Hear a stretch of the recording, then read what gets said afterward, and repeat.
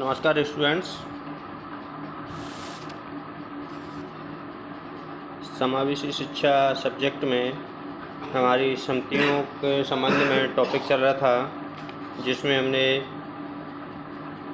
शिक्षा नीतियों के बारे में अध्ययन किया है तथा उसके बाद समीक्षा रिपोर्ट जो आचार्य राममूर्ति रिपोर्ट के नाम से जिसे जाना जाता है उसके बारे में भी अध्ययन किया था। तो देखिए, शिक्षा से संबंधित जो भी हमारी रिपोर्ट एवं समितियाँ बनाई गई थीं, उनको शिक्षा से संबंधित हमारे देश में कौन कौन सी कमियां रह गई हैं, किन किन को पूरा करना है और शिक्षा को बेहतर कैसे बनाया जाए, इस बारे में सुझाव प्राप्त किए गए थे।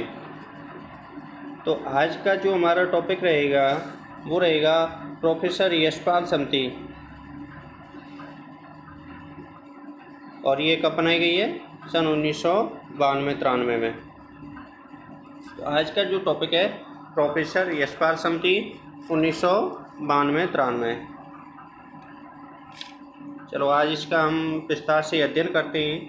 इसमें कौन कौन से अध्यक्ष थे, सदस्य कौन कौन थे, उन सदस्यों ने क्या क्या सिफारिशें की थीं, किस प्रकार शिक्षा को बेहतर बनाया जाए, कौन कौन से नियम कानून लागू किए जाएं, तो उनका आज हम विस्तार से अध्ययन करेंगे।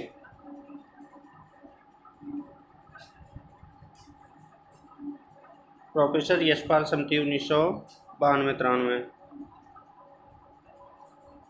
देखिए, छात्रों की शैक्षिक बोझ को कम करने तथा अधिगम के स्तर को सुधारने के लिए मानव संसाधन विकास मंत्रालय नई दिल्ली, जो कि अब फ़िलहाल में जिसका नाम परिवर्तित होकर शिक्षा मंत्रालय रख दिया गया है, ने मार्च 1992 को एक राष्ट्रीय सलाहकार समिति का गठन किया गया, जिसमें अध्यक्ष, सदस्य एवं सदस्य सचिव शामिल थे। तो इसमें अगर हम बात करें तो अध्यक्ष की, तो जैसा कि नाम से स्पष्ट हो रहा है कि अध्यक्ष के नाम से ही इस समिति को जाना जाता है। तो इसमें जो अध्यक्ष थे वो कौन से थे? प्रोफेसर यशपाल, जो कि भूतपूर्व चेयरमैन थे विश्वविद्यालय अनुदान आयोग नई दिल्ली के, इनको अध्यक्ष बनाया गया। इसके बाद अगर हम सदस्यों की बात करें, सदस्य थे प्रोफेसर कृष्ण कुमार,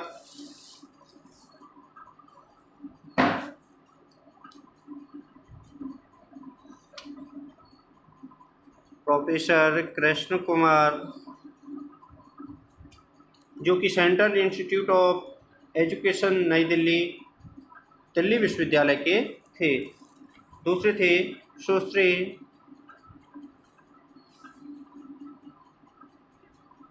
दीना, ये मनोवैज्ञानिक थी मुंबई से। इसके बाद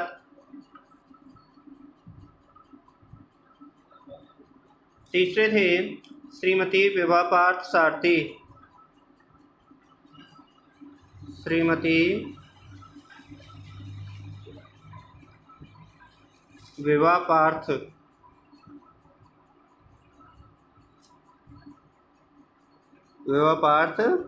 सारथी, ये थी प्राचार्य सरदार पटेल विद्यालय नई दिल्ली से। इसके बाद जो चौथे सदस्य थे professor T.S.. Saraswati, professor T.S..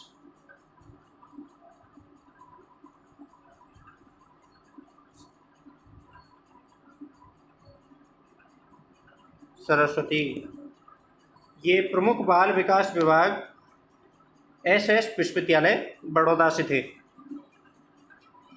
इसके बाद प्रोफेसर पोरोमेश आचार्य,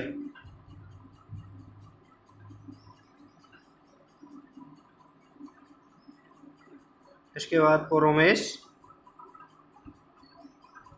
आचार्य, और इसके बाद डॉक्टर वीजी कुलकर्णी।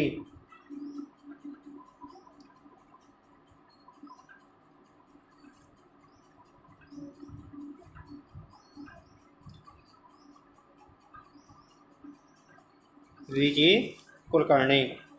तो ये प्रमुख रूप से इस समिति के सदस्य सचिव थे। कौन कौन से थे? प्रोफेसर कृष्ण कुमार, सुश्री दीना गुहा, श्रीमती विभा पार्थ सारथी, प्रोफेसर टी.एस. सरस्वती, प्रोफेसर पुरोमेश आचार्य एवं doctor VS. Kulkarni. VS. Kulkarni निदेशक थी होमी भावी विज्ञान केंद्र, टाटा मौलिक अनुसंधान संस्थान, बम्बई से। तथा इसके सदस्य सचिव थे डॉक्टर जी.एल. अरोड़ा।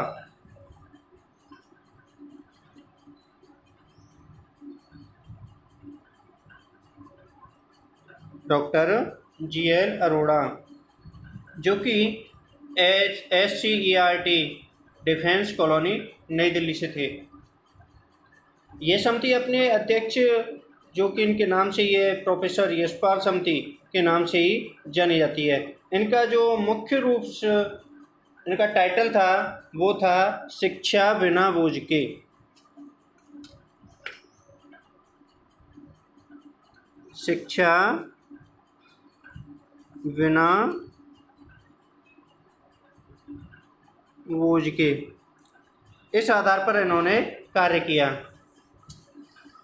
तथा इन्होंने अपनी जो रिपोर्ट है वो 15 जुलाई 1993 15 जुलाई 1993 को पेश की। ये रिपोर्ट 5 खंडों में प्रमुख रूप से इसे बांटा गया। कौन कौन से थे 5 खंड? सबसे पहले प्रस्तावना, शिक्षा क्रम के भार की समस्या जड़ें, सिफारिशें और परिशिष्ट। इन आधार पर इन्होंने 5 भागों में इस रिपोर्ट को बांटा तथा इसकी हम अगर सिफारिशों की बात करें तो इनकी सिफारिशों को हम निम्न प्रकार से देख सकते हैं।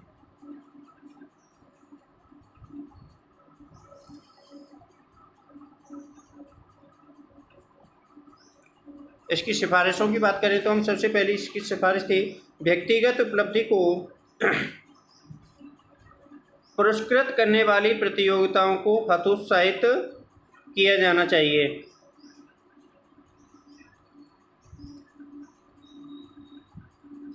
इसके बाद विद्यालयों में सामूहिक गतिविधियों तथा सामूहिक उपलब्धियों को प्रोत्साहित किया जाना चाहिए।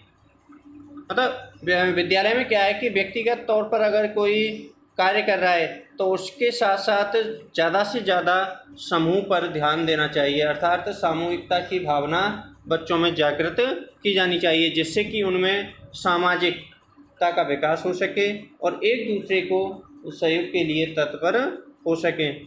इसके बाद तीसरा है पाठ्यक्रम निर्माण तथा पाठ्यपुस्तकों को तैयार करने की प्रक्रिया विकेंद्रीकृत होनी चाहिए, अर्थात सेंट्रलाइजेशन इसमें नहीं होना चाहिए। सबकी जैसे स्टूडेंट की आवश्यकता के अनुसार उनका निर्माण किया जाना चाहिए, उनको अलग अलग भागों में बांटा जाना चाहिए जिससे इस कार्यक्रम में छात्रों को सहभागिता प्राप्त की जा सके, जिससे जिस छात्र को जो कमी है उस कमी को उस छात्र को दूर किया जा सके।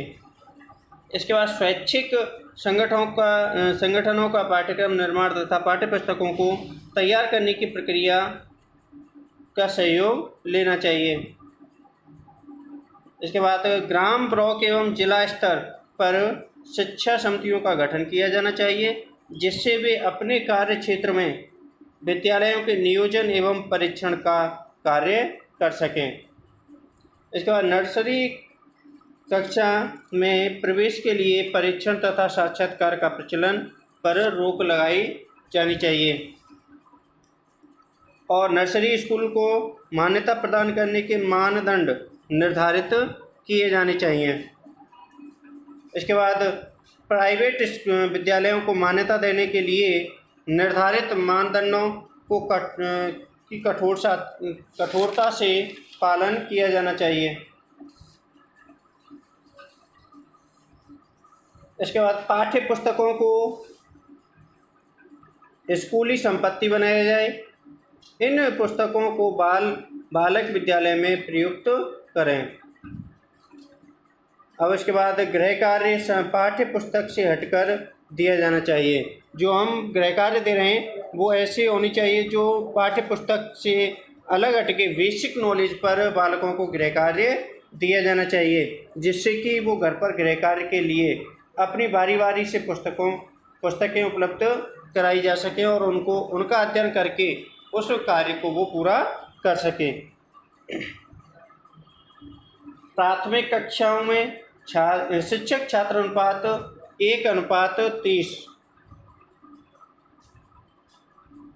1:30 कर दिया जाना चाहिए। इसके बाद शिक्षकों की व्यावसायिक दक्षता में वृद्धि करने के लिए सेवाकालीन शिक्षक प्रशिक्षण कार्यक्रम तथा अन्य कार्यकलापों की व्यवस्था रूपरेखा तैयार की जानी चाहिए। कक्षा 10 तथा 12 के अंत में होने वाली सार्वजनिक परीक्षाओं में पाठ्य पुस्तक आधारित प्रश्नों के साथ क्विज प्रकार के प्रश्नों तथा संकल्पना पर आधारित प्रश्नों को भी दिया जाना चाहिए। अर्थात 10वीं एवं 12वीं की अगर हम परीक्षा ले रहे हैं तो इसमें पाठ्य पुस्तक के तो क्वेश्चन होने ही चाहिए। इस पाठ्य पुस्तक के साथ साथ ही उसमें बेसिक नॉलेज के क्वेश्चन भी होने चाहिए। भाषा की पाठ्य पुस्तकों को स्थानीय तथा बोलचाल के मुहावरे को उचित स्थान प्रदान किया जाना चाहिए। इसके बाद प्राथमिक कक्षाओं के विज्ञान के पाठ्यक्रम तथा पाठ्य पुस्तकों में प्रयोग की अधिक गुंजाइश भी होनी चाहिए। अर्थात उसमें हम पाठ्य पुस्तकों का निर्माण कर रहे हैं तो उसमें मुहावरे भी होनी चाहिए, उसमें पाठ्यक्रम कि मैं प्रयोग करने की भी कला बच्चों में विकसित हो, ऐसी विधि उसमें समाहित की जानी चाहिए। कक्षा 6 से 10वीं में सामाजिक विज्ञान में देश की राजनीतिक, सामाजिक, आर्थिक व्यवस्था को भी स्थान दिया जाना चाहिए। तो इस प्रकार की अगर हम सिफारिशों की बात करें तो प्रमुख रूप से प्रोफेसर यशपाल समती ने ये शिक्षा को एक नया आयाम देने के लिए प्रमुख रूप से सिफारिशें दी थी। तो प्रोफेसर यशपाल समती की रिपोर्ट को लागू करने की संभाव्यता के जांच के लिए श्री YN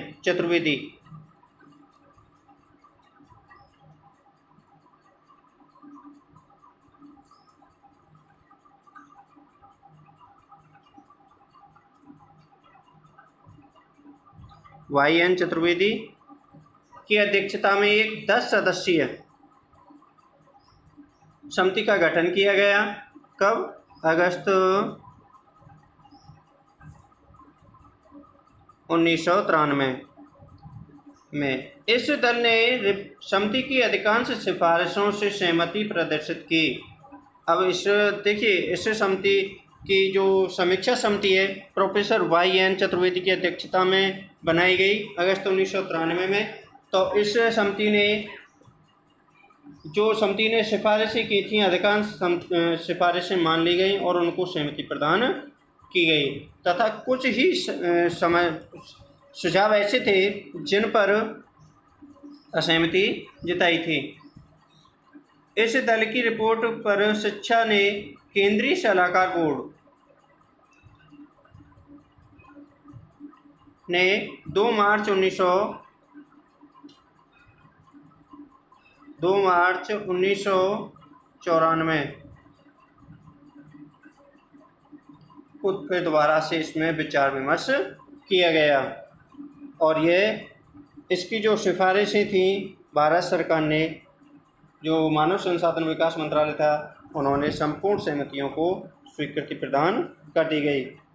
तो आज हमने जो अध्ययन किया है प्रमुख रूप से प्रोफेसर यशपाल समती के बारे में अध्ययन किया है। तो इस समती को आप दोबारा से फिर रिवाइज करके दोबारा से एक बार सुनना पढ़ना। तब तक के लिए धन्यवाद।